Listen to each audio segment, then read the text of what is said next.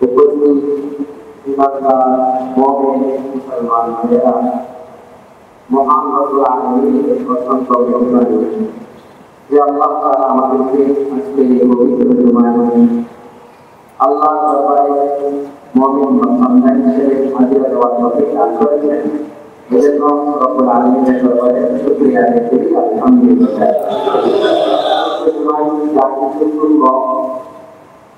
যা কিছু আলোচনা করে আল্লাহ তাআলা এবং ইখলাসের নিয়তে শোনা এবং সেই মতে আমল করার তৌফিক দান করুন।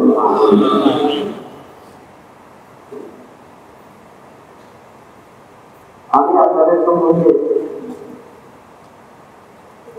ধারাবাহিক আলোচনার অংশ হিসেবে উম্মতের উপর নবী সাল্লাল্লাহু আলাইহি ওয়াসাল্লামের কি অধিকার, কি হক, এই সংক্রান্ত আলোচনা করতেছিলাম বিগত জুমাতে। আজকে আমরা নবী সাল্লাল্লাহু আলাইহি ওয়াসাল্লামের একটি হকের কথা বলব, আর সেটা হলো উম্মত হিসেবে আমাদের দায়িত্ব হলো আমাদের প্রিয় নবী সর্বশ্রেষ্ঠ নবী মুহাম্মদ সাল্লাল্লাহু আলাইহি ওয়াসাল্লামকে নিজের জানের চেয়ে বেশি ভালোবাসেন। নিজের বাবা মা, স্ত্রী, পরিবার, পরিজন এবং দুনিয়ার সকল মানুষের চেয়ে সবচেয়ে বেশি রাসূলুল্লাহ সাল্লাল্লাহু আলাইহি ওয়াসাল্লামকে মহব্বত করা, রাসূলুল্লাহ সাল্লাল্লাহু আলাইহি ওয়াসাল্লামের প্রতি ভালোবাসা প্রদর্শন করা উম্মত হিসেবে আমাদের অন্যতম একটি দাবি এবং হক। স্বয়ং রাসূলুল্লাহ সাল্লাল্লাহু আলাইহি ওয়াসাল্লাম হাদিস শরীফের মধ্যে ইরশাদ করেছেন, যেটা সহিহ বুখারী এবং মুসলিমের মধ্যে আছে এবং আরো অন্যান্য সহিহ হাদিসের কিতাবগুলোতে আছে। রাসূলুল্লাহ সাল্লাল্লাহু আলাইহি ওয়াসাল্লাম ইরশাদ করেন, لا يؤمن أحدكم حتى أكون أحب إليه من والده وولده والناس أجمعين। আল্লাহ রাসূল সাল্লাল্লাহু আলাইহি ওয়াসাল্লাম ইরশাদ করেন, তোমাদের মধ্যে কেউ পরিপূর্ণ ইমানদার হতে পারবে না। লা ইউমিনু আহাদুকুম, তোমাদের মধ্যে কেউ পরিপূর্ণভাবে পূর্ণাঙ্গভাবে ইমানদার হতে পারবে না যতক্ষণ পর্যন্ত আমি নবীর মহব্বত এবং ভালোবাসা তোমাদের স্ত্রীদের থেকে, তোমাদের পরিবার পরিজন থেকে, তোমাদের মা বাবা এবং দুনিয়ার অন্যান্য মানুষের চেয়ে যতক্ষণ পর্যন্ত আমি নবীর ভালোবাসা অধিক হবে না ততক্ষণ পর্যন্ত তোমরা ইমানদার হতে পারবে না। এই হাদিস থেকে আল্লাহ রাসূল সাল্লাল্লাহু আলাইহি ওয়াসাল্লাম আমাদেরকে যে বার্তা দিয়েছেন যে নিজের চেয়ে, নিজের পরিবারের চেয়ে এবং দুনিয়ার মধ্যে মা বাবা, যে সন্তানের জন্য মা বাবা সবচেয়ে আপন, সেই মা বাবার চেয়েও বেশি রাসূলুল্লাহ সাল্লাল্লাহু আলাইহি ওয়াসাল্লামকে মহব্বত করতে হবে, ভালোবাসতে হবে। এই ভালোবাসা, এই মহব্বত ছাড়া, রাসূলের প্রতি এরকম মহব্বত ছাড়া কোনো ব্যক্তি মুমিন মুসলমান হতে পারে না। এবং আল্লাহ তাআলা কোরআনে উল্লেখ করেছেন, আল্লাযী আওলা বিল মুমিনিনা মিন আনফুসিহিম। মুমিনের কাছে নবীর সম্পর্কটা কিরকম? বলতেন নবী, মুমিনদের কাছে নবীর সম্পর্কটা হলো এরকম যে মুমিনের কাছে নিজের জানের চেয়েও বেশি, নিজের প্রাণের চেয়েও বেশি নবী তাদের জন্য অধিক ঘনিষ্ঠ, অধিক প্রিয়। আমি শুরু পর্যায়ে হতে হবে, কারণ নবী মুহাম্মদ সাল্লাল্লাহু আলাইহি ওয়াসাল্লামের যে ইহসান, যে দয়া আমাদের মাথার উপর আছে, সেই ইহসানের কাজ হলো রাসূলুল্লাহ সাল্লাল্লাহু আলাইহি ওয়াসাল্লামকে সবচেয়ে বেশি ভালোবাসা, রাসূলুল্লাহ সাল্লাল্লাহু আলাইহি ওয়াসাল্লামকে সবচেয়ে বেশি মহব্বত করা। বুখারী শরীফের মধ্যে এই ঘটনাটা আছে, সাইয়েদনা ওমর ইবনে খাত্তাব রাদিয়াল্লাহু তাআলা আনহু একবার রাসূলুল্লাহ সাল্লাল্লাহু আলাইহি ওয়াসাল্লাম মজলিসে বললেন যে, হে আল্লাহর রাসূল, আমি আপনাকে দুনিয়ার সবার চেয়ে আপনাকে সবচেয়ে বেশি ভালোবাসি, তবে আমার কাছে আমার জানটা আমার কাছে বেশি প্রিয়। সবার কাছে সতর্ক করে যেমন বলছেন, আমি তো আমার জানকে বেশি ভালোবাসি, তবে এছাড়া দুনিয়ার সকল মানুষের পর আমি আপনাকে সবচেয়ে বেশি ভালোবাসি। এই কথা শোনার পরে বলেন, না না, আল্লাহর কসম, তুমি এখনো ইমানদার হতে পারো না। তবে তুমি, আমি তোমাকে বলছি যে আল্লাহর কসম, যার হাতে আমার হাতে আমার জান আছে, সেই সত্তার কসম দিয়ে বলতেছি, যতক্ষণ পর্যন্ত তুমি তোমার জানের চেয়েও বেশি আমাকে ভালো না আসবে, ততক্ষণ পর্যন্ত তুমি ইমানদার হতে পারবে না। এরপরে আল্লাহ রসুলের যে কথা শুনে বলছেন, যে আল্লাহ রসুল, আমি আপনাকে কথা দিচ্ছি, আজ থেকে এখন থেকে আপনি আমার জানের চেয়েও বেশি প্রিয়, আমি আপনাকে আমার জানের চেয়ে বেশি ভালোবাসি।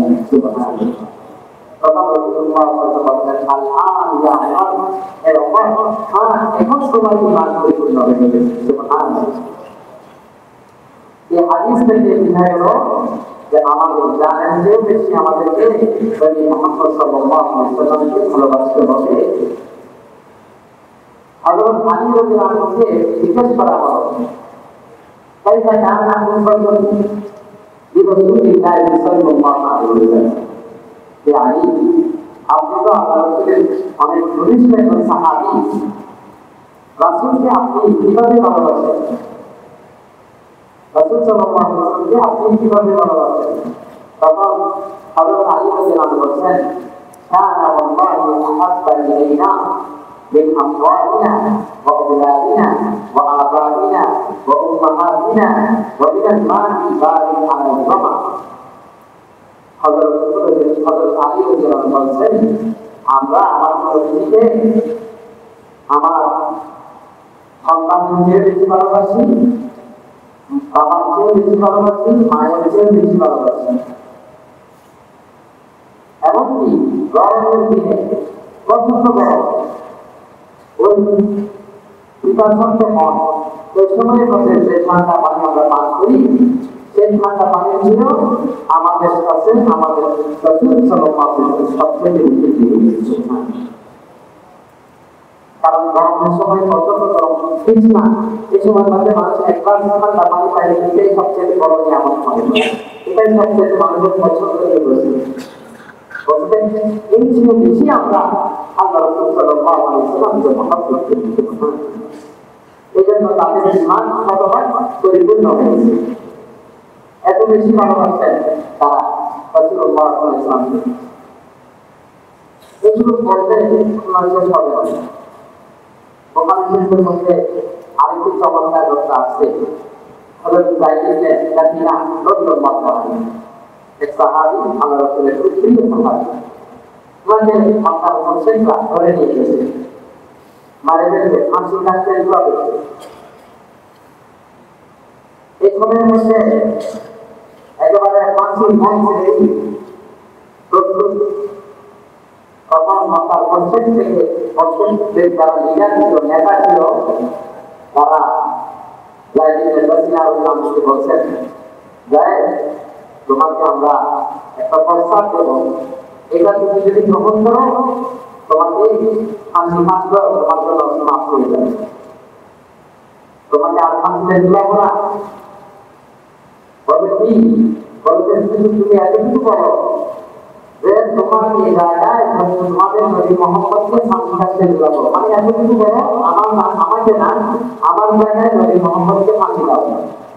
এতটুকু যদি বলো তাহলে তোমাকে ফাঁসি থেকে খালাস দেওয়া হবে। কি সুন্দর প্রস্তাব!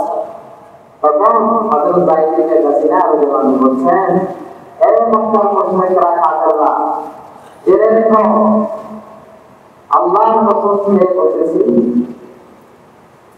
নবী মুহাম্মদের আমার জায়গায় নবী মুহাম্মদকে ফাঁসি দেওয়ার দূরের কথা, যদি মুহাম্মদ সাল্লাল্লাহু আলাইহি ওয়াসাল্লামের গায়ে একটা টোকা পড়া, একটা কাটা আঘাত লাগা, এটাও আমি সহ্য করতে পারবো না। তো এখানে আমার মতো ভাই সবার কাছে বিরোধী লাগে। এত মহব্বত করতেন সাহাবায়ে কেরাম রাদিয়াল্লাহু আনহুম। মহব্বতের দাবি সবাই করি আমরা, সবাই নবীকে মহব্বতের ভালোবাসার দাবি করি, কিন্তু আমরা সম্পূর্ণ অপূর্ণ নবীকে ভালোবাসি। সেটা ধরা হবে এই পরিস্থিতি এই সিচুয়েশন আছে, এরকম পরিস্থিতির যখন আমরা শিকার হবো তখন বুঝতে পারবে এই খালি হাতে আজকে লিখতে পারবে। আমাদের নবী সাল্লাল্লাহু আলাইহি ওয়াসাল্লামকে শুধু সাহাবীরা ভালোবাসতেন, শুধু মানুষ ভালোবাসতেন না, জড় পদার্থ, গাছ, বৃক্ষ, লতা, পশু, পাখি, এইটা হচ্ছে আল্লাহর সৃষ্টি জগৎ, তারাও নবী মুহাম্মদ সাল্লাল্লাহু আলাইহি ওয়াসাল্লামকে মুহাব্বত করত, ভালোবাসতেন। হযরত আনাস রাদিয়াল্লাহু তাআলা সহিহ মুসলিমের বর্ণনা, আনাস রাদিয়াল্লাহু তাআলা বলেছেন যে রাসূলুল্লাহ সাল্লাল্লাহু আলাইহি ওয়াসাল্লাম আমাদেরকে বলেছেন, ইন্নী লা আরিফু হাজারান বিমাক্কা কানা ইউসাল্লিমু আলাইয়া ক্বাবলা আন ইউবাস। রাসূলুল্লাহ সাল্লাল্লাহু আলাইহি ওয়াসাল্লাম বলেছেন যে আমি নবুয়ত প্রাপ্তির আগে, এখনো নবী হয়নি, নবুয়তের দায়িত্ব পাইনি, এর আগে আমি যখন মক্কার অলিগলিতে চলাফেরা করতাম, তখন মক্কার এই পাথরগুলো আমাকে বলতো আসসালামু আলাইকা ইয়া রাসূলুল্লাহ। মক্কার পরিবেশ মানে পাথর ব্যবহার করে এবং নবী সাল্লাল্লাহু আলাইহি ওয়াসাল্লামকে সম্মান করতেন এবং নবীকে উদ্দেশ্য করে বলতেন আসসালামু আলাইকা ইয়া রাসূলুল্লাহ, আসসালামু আলাইকা ইয়া রাসূলুল্লাহ। রাসূলুল্লাহ সাল্লাল্লাহু আলাইহি ওয়াসাল্লাম বলেন, আমি নবুয়ত প্রাপ্তির পরে যখন আমি মক্কা পরিবেশে থাকতাম তখন চিন্তা পেতাম যে এরাই আমাকে সালাম দিয়েছিল। মানুষই কেন মানুষকে সালাম দেয়?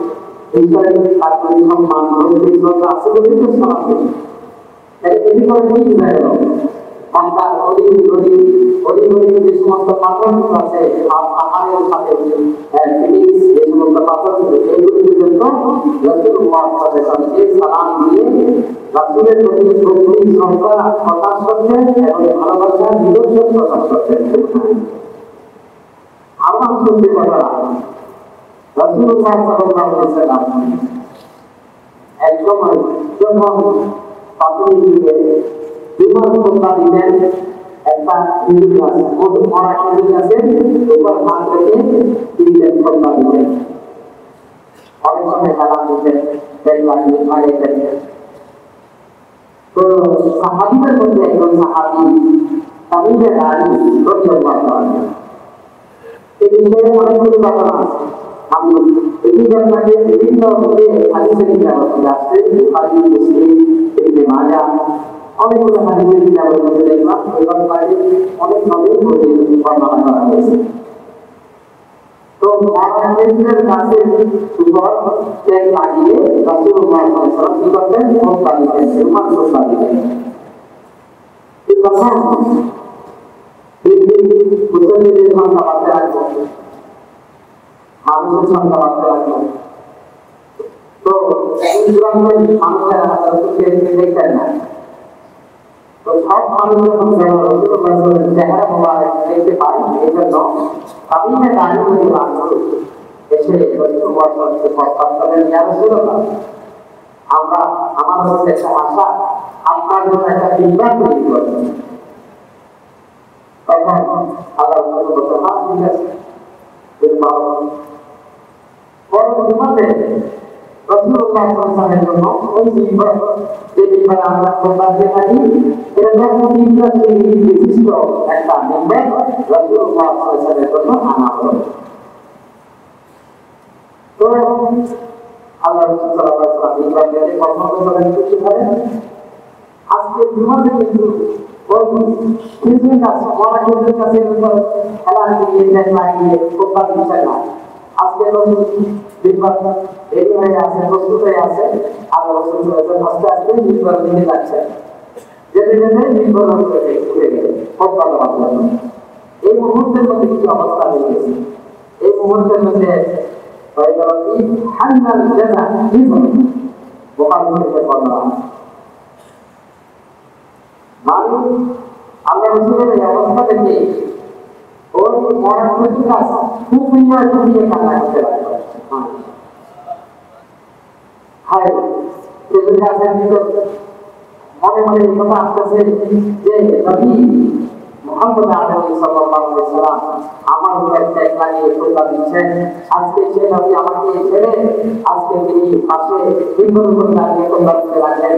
সে কি হয় পরিবার নয় এই সত্যি করতে পারতেছে না। আমরা এত কিছু কি হবো কত দিন কত বেশি থেকে বেশি হাত ইতিহাস করতে পারতেছে না। সাথে সাথে কান্না শুরু করলো। হযরত আব্দুল্লাহ ইবনে মাসউদ রাদিয়াল্লাহু আনহু বলেছেন, আমরা ওই পজিশন ছিলাম কোন মেয়ের কোন মায়ের কোল থেকে বাচ্চাদের দিকে গেলে ওই বাচ্চাদের কান্না শুরু করে কেউ যখন ওই মহারাজের কাছে থেকে কান্না বের